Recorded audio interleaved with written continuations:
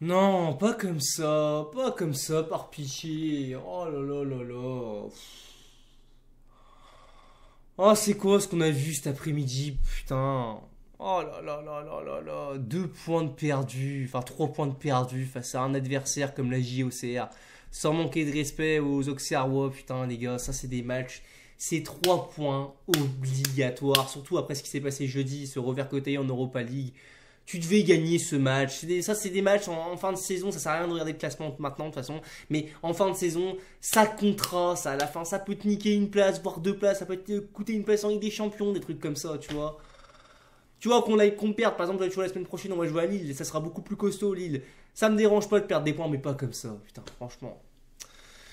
Eh bien, c'est à tous les amis, aujourd'hui on se retrouve pour un nouveau débrief. Tiens, moi, je viens de dire pour le débrief de Olympique Lyonnais à JOCR, match nul de partout. Un match qui reflète bien ce match, un match nul. C'était nul comme match, franchement c'était nul. Donc, Pierre Sage qui nous a proposé, je vous montre les compos, un 4-3-3 du coup. Il a fait reposer certains joueurs, notamment Cherki Tolisso qui ont énormément, énormément, mais manqué au milieu de terrain. Donc Lucas Perry dans les cages. Samuel Koumbedi, oh là mon dieu, Samuel Koumbedi. C'est un gamin, faut le prêter, faut le prêter. Voilà, tu vois qu'il a pas assez de temps de jeu. Je pense pas que ça soit un mauvais joueur, il est pas d'une autre qualité, mais son match, notamment sa première mi-temps. Oh là là.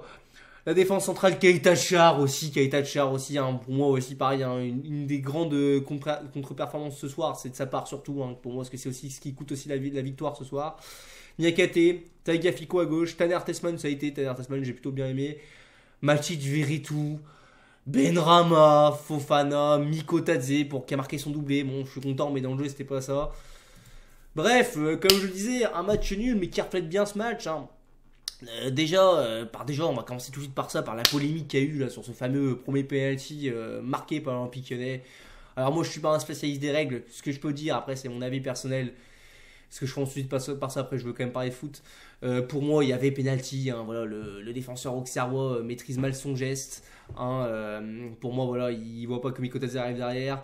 Le ballon, même si tu sais pas s'il est sorti ou pas, tu dois continuer de jouer tant que l'arbitre n'a pas sifflé. Et c'est ça plus le problème, c'est qu'on sait pas vraiment s'il a sifflé. J'ai pas trop compris cette règle et tout là. Pareil, il y a eu un truc, c'est quoi? C'est une commission technique ou un truc enfin, je sais plus c'est quoi le nom là qu'ils ont marqué sur le carnet. Excusez-moi, j'ai complètement oublié. Ça arrive tellement peu souvent dans le monde du foot que je sais pas c'est quoi. Mais ouais, non, franchement, pour moi, il y a action sur l'action de jeu. Pour moi, il y a penalty évident. Après, voilà, je connais pas la règle, etc. J'ai pas envie d'en parler, mais sinon, pour moi, le penalty est justifié. Penalty inscrit par Mikotadze dans cette première mi-temps, et même ce match en général, complètement fade. Quoi. En fait, c'est ça qui est terrible. C'est que au-delà du résultat qui est déjà très très décevant, ça me déçoit énormément de perdre des points comme ça. C'est qu'en plus on a vraiment retrouvé un match de l'Olympique Lyonnais mais des dernières saisons, c'est notamment de la saison dernière, du début de la saison dernière, ou même d'il y a 2 3 saisons, c'était pareil, c'est des matchs comme ça, tu vois, des matchs où t'as pas de jeu, tu te fais chier, quand tu marques parce que t'as des individualités plus fortes que celles de Auxerre, parce que nos individualités sont plus fortes, bon, on a quand même pas gagné ce soir, mais tu vois, Auxerre, ils ont joué avec un peu plus de cœur, un peu plus de hargne. Ils auraient pu gagner ce match. Franchement, si on y avait eu, tu vois, si on devait mettre une bascule, enfin, si on devait peser le pour et le contre dans la balance, entre guillemets, tu vois, pour moi, ça aurait plus balancé dans le côté d'Auxerre. Parce qu'Auxerre, pour moi, aurait plus mérité de gagner que ce que Lyon ce soir. On a été insuffisant. Alors, ça s'explique par pas mal de choses. Déjà, par peut-être le certain manque de joueurs. Je vais en parler tout de suite du manque de Cherki Tolisso. Alors, bon, moi qui fasse tourner, il n'y a pas de souci. Par contre, il est très clair d'une chose.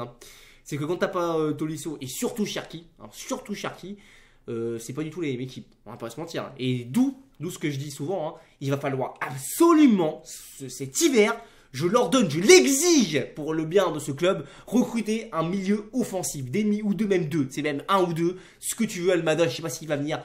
J'espère qu'il va venir, peu importe qui c'est, mais un joueur, un bon milieu, parce que je veux un bon aussi, j'en veux pas un mauvais, un bon milieu offensif. Pour faire reposer ces mecs-là, pour préparer l'avenir aussi à l'Olympique Lyonnais, tout ce que tu veux, mais il nous faut un milieu offensif. C'est pas possible quand tu fais tourner de voir ce qu'on a vu ce soir. Dans le jeu, mon dieu, le milieu de terrain.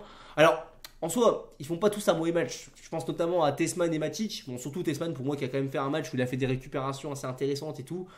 Mais quand même, on va pas se mentir, c'est compliqué, il n'y a pas vraiment de mouvement, il n'y a pas de projection vers l'avant, c'est nul, tu vois, il faut attendre que tes ailiers fassent le taf. Et encore ce soir, tu avais vraiment que Fofana qui était un peu près au niveau. Ce soir, je trouve que devant, ça a été très peu au niveau. Je pense notamment déjà, bon, probablement à Bernrama qui est encore très insuffisant ce soir. Je pense aussi à Ah merde, à Mikotadze qui marque un doublé. Alors très content quand même pour lui, c'est peut-être la seule, on va dire, bonne chose positive de ce match, et que c'est peut-être un match qui va annoncer le début de la belle histoire d'amour entre Mikotadze et Olympique Lyonnais, qu'il a enfin marqué sous nos couleurs. Ça fait un moment quand même, depuis, on est quand même fin octobre, ça a pris du temps à arriver, mais c'est arrivé. Un doublé en plus, bon, un but sur penalty certes, assez mal tiré d'ailleurs. Heureusement que le goal, pour moi, voilà, il plonge, parce que s'il plonge pas, il peut l'arrêter. Bon, on s'en fout, tant que ça rentre, c'est le plus important.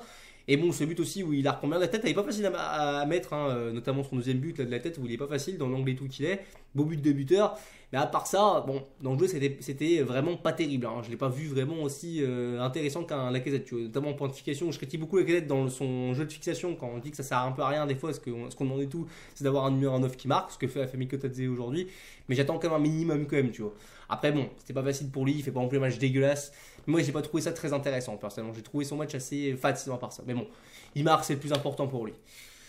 Ensuite, bah voilà, écoutez, comme je le dis, là, j'ai parlé un peu des joueurs, on va dire, dans la qualité, mais enfin, je me suis vraiment concentré sur les joueurs.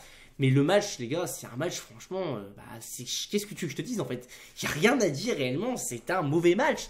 Genre, il n'y a pas eu vraiment de phase construite de jeu. On a vraiment, en fait, quand on a tellement mangé Gucci dans le jeu, on a tellement eu d'émotions, ça nous a tellement procuré de bonnes émotions ces derniers temps dans le jeu, c'était plaisant à regarder. Quand tu vois un match comme ça, oh mon dieu, tu te prends la foudre en pleine tête, quoi. Oh, par pitié, j'espère que ça va être que vraiment on va pas retrouver l'Olympique Lyonnais qu'on a vu ces derniers temps. Parce qu'en plus, ce qui me fait penser à l'ancien Olympique Lyonnais, enfin en fait c'est même pas l'ancien, je pense que ça va nous suivre jusqu'à la fin de nos jours, ça. Mais c'est la malédiction des anciens, hein. C'est pas possible, tu te dis. Et Sinali Diomandé, j'avais complètement oublié l'existence de ce joueur. Le mec, il est défenseur. Parce qu'encore, quand c'est les anciens qui marquent, qui sont attaquants, tu dis, bon, c'est un peu aussi logique qu'ils peuvent marquer aussi contre nous, c'est les attaquants, c'est leur but. Mais le mec, il est défenseur central, je crois, ou latéral rôle, je sais pas trop où il a joué. Il est défenseur central, il t'a marqué 2 buts. Enfin non, il t'en marque un officiellement sur leur corner, ou d'ailleurs le corner, il n'y a personne au premier poteau, je comprends pas pourquoi. Hein. Normalement, moi, quand on joue au foot, on m'a toujours appris que t'es en situation de défense dans un corner, tu mets toujours un mec au premier poteau, là, il n'y a personne, tu sais pas pourquoi. Voilà, forcément, bah, qu'est-ce qui se passe? Perry, il peut pas non plus. Peut-être qu'il peut l'arrêter, mais bon, c'est pas non plus le principal fautif. Pareil, au marquage, pourquoi tu mets Viritou sur Diomandé aussi? C'est pareil, pourquoi? Ça, c'est un autre problème. Voilà, déjà, bon, on se prend ce but-là. Bon, tu te dis déjà, c'est une dinguerie de prendre un but par Diomandé, mais en plus, tu te prends aussi une frappe. Alors, pareil, ce deuxième but de Gag aussi. Pareil, ça me fait penser aussi, voilà, c'est des matchs qu'on a déjà vus. On les a déjà vus plusieurs dizaines de fois, des matchs comme ça, tu vois. Où t'arrives, tu te prends une pauvre frappe de, je sais pas, tu sais pas d'où elle sort, trop la frappe. C'est contré par un de nos joueurs. Hein, voilà, ça finit, c'est pas contré par un de nos joueurs, c'est contré par un joueur du coup au Auxerrois, c'est je crois Traoré du coup qui était considéré comme le buteur, même si c'est plus demandé qui fait l'action, mais t'as compris. Ça va au fond, voilà, bah écoute, Eric qui est prêt à contre-pied, ça rentre. On remercie aussi au passage Kai Thatcher hein, pour son dégagement en chandelle là. Très mauvais Kai Thatcher, hein. T'as vraiment fait un match de merde aujourd'hui, vraiment. Voilà, vraiment même le premier but, hein, t'es pas exemple de tout reproche. Bon. Voilà, on se fait égaliser. Déjà à 2-1, quand on marque ce but, j'en parlais avec Mikotadze, là où il est pas facile à mettre, c'est un but qui est un peu contre le cours du jeu, entre guillemets. Enfin, contre le cours de jeu, il n'y a pas vraiment eu de jeu, tu vois. Pour moi, Auxerre n'a pas fait non plus un match exceptionnel dans le jeu, ils n'ont pas été non plus méga dangereux, même s'ils ont plus tiré que toi. Hein. C'est pour ça que je te dis que pour moi, s'il y avait eu un vainqueur dans ce match, je pense que ça aurait été plus du côté de la JOCR. Bon, là, il n'y a pas eu de vainqueur, mais bon, on va dire tant mieux aussi, parce que bon, qu'ils n'étaient pas non plus exceptionnels non plus. Mais ouais, franchement. Ouais, je sais pas quoi te dire d'autre. C'est 2 points de perdu, 2 points dans une course voilà, où tu sais que ça va pas être facile en Ligue 1. T'as beaucoup de concurrents hein, cette année, je l'ai déjà dit en début de saison. T'as Paris qui y sera, t'as Rassurant Marseille, t'as Monaco, t'as Lille. Tu te déplaces à Lille la semaine prochaine. Là par contre ça va être intéressant. Là on va voir aussi de quoi on est capable. Il faudra relever la tête. Si vous me cherchez les 3 points bas, je vous pardonnerai ce match-là. Mais sinon, non. Là pour moi, il faudra vraiment donner quelque chose. Ou être vraiment très impérial dans le jeu comme on a vu ces derniers temps sur les derniers matchs. J'espère que c'est vraiment un petit coup d'arrêt. Voilà, tu vois, je disais, t'avais Lille, t'as peut-être aussi, je sais pas, qui d'autre y a aussi, j'en oublie, il y a peut-être Lens, etc. Enfin, bref, tu comprends, t'en as plein des équipes. Donc, ouais, vraiment, pour moi, c'est des points bêtement perdus face à un adversaire largement à ta portée.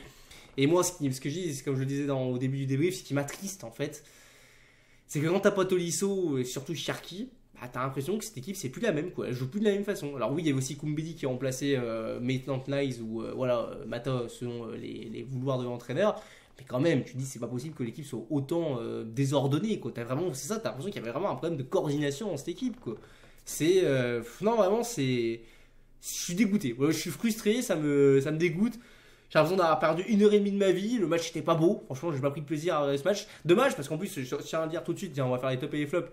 L'un des premiers tops de cette rencontre, ça a été surtout le public. Il y avait une belle ambiance cet après-midi avec les fumigènes. Alors je vous avoue que j'ai pas vu les 20 premières minutes réellement, je les ai pas bien vues parce que j'étais au taf et tout. Du coup, voilà, le temps que je fasse la transition entre chez moi et mon taf.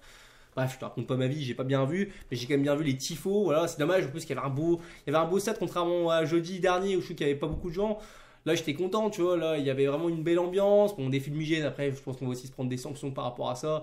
C'est vrai que c'est sympa les fumigènes. Moi, j'aime bien ce côté ferveur des fumigènes. Quand j'avais fait la finale de la Coupe de France face à Paris, j'avais beaucoup aimé. Mais il faut pas non plus que ça soit trop abusé. Hein. Des fois, même nous à la télé, les gars, on voit plus rien. Ça peut aussi empêcher, ça peut handicaper les joueurs sur le terrain. C'est bien quand c'est contrôlé, quoi.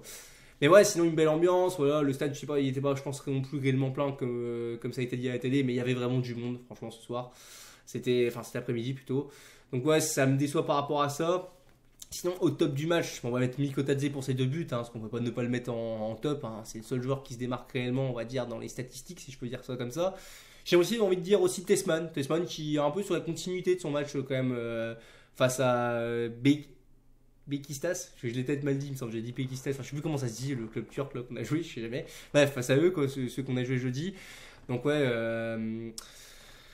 Tessman, et après les autres top, sinon c'est compliqué. Hein. Bon, peut-être Fofana qui a un peu montré plus de choses, mais les autres ça mérite pas d'être en top pour ma part. Hein. Franchement, je vous dis, c'était fade, c'était je sais pas de mon terme, parce que moi j'ai pas d'autre terme, mais ouais, c'était pas bon, quoi. Tu peux pas dire que c'est un top parce que c'était pas bon.